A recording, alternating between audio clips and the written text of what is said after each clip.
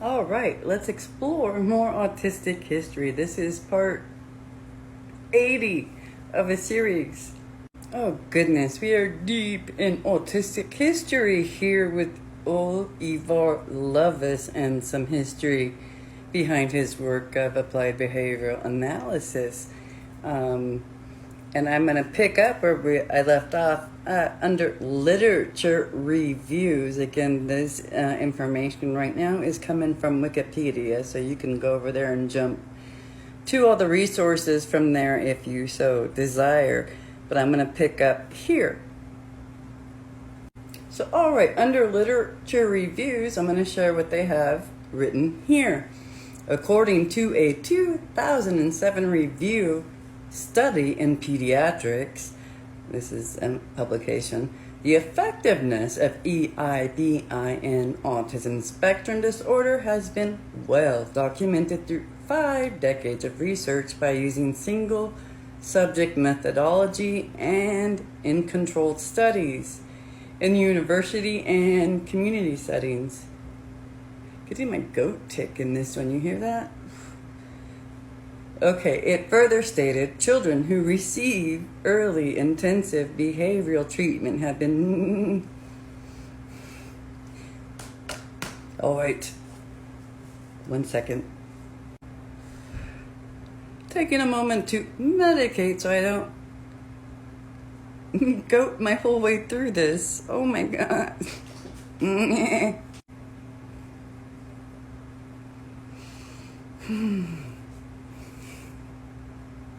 Oh, the goat sounding ticks make me laugh, but they hurt. My head all off. I don't know how to explain it, but it's painful. So taking a moment to decompress, and then we'll come back. Alright, I believe I left off here where it says, it further stated children who receive early intensive behavioral treatment have been shown to make substantial, sustained gains in IQ, language, academic performance, and adaptive behavior, as well as some measures of social behavior, and their outcomes have been significantly better than those of children in control groups. However, the study also recommended to later generalize a child's skills with more naturalistic ABA-based procedures such as incidental teaching and pivotal response treatment so their progress is maintained. Another review in 2008 described DTT as a well-established psychosocial intervention for improving the intellectual performance of young children with autism spectrum disorders. All right, in 2011, it says, it was found that intervention is effective for some, but the literature is limited by methodological concerns. I don't know if I said that right, but I tried. Due to there being small sample sizes and very few studies that used random meta-analysis. Very few studies that used random assignment, and a 2018 Cochrane review subsequently indicated low quality evidence to support this method. Nonetheless, a meta-analysis in the same journal database concludes how some recent research is beginning to suggest that because of the heterology of ASD, there is a wide range of different learning styles, and that it is the children with receptive delays who acquire spoken language from Lovaas treatment. In 2023, a randomized control trial study of 164 participants found similar findings.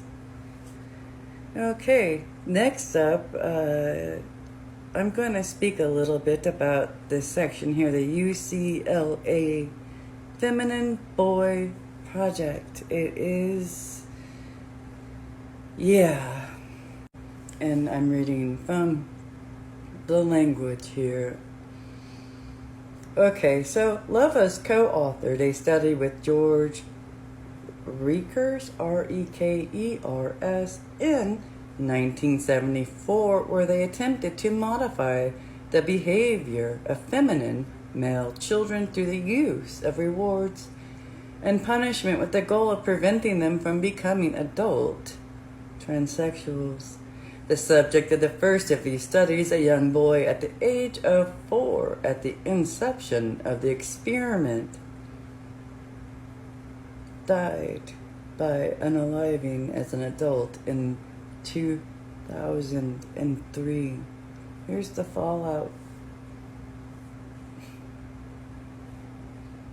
And his family attributed his death to this treatment. Despite the follow-up study, which Lovaas was not involved in, writing that the therapy successfully converted his homosexuality, his sister expressed concerns that it was overly biased as he was conditioned to say that. And she had read his journal, which described how he feared disclosing his sexual orientation due to his father spanking him as a child as punishment for engaging in feminine behavior such as playing with dolls. In October 2020, the Journal of Applied Behavior Analysis officially issued an expression of concern about Rekers and Lovaas' study. In the editorial accompanying the expression of concern, the journal discusses the damage done by this study. It emphasizes that the study inflicted personal harm upon the study's subject and his family, as well as to the gay community for inappropriately promoting the study as evidence that conversion therapy is effective.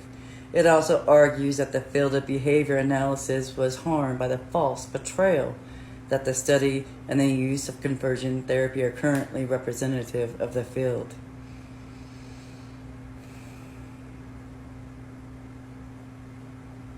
Right.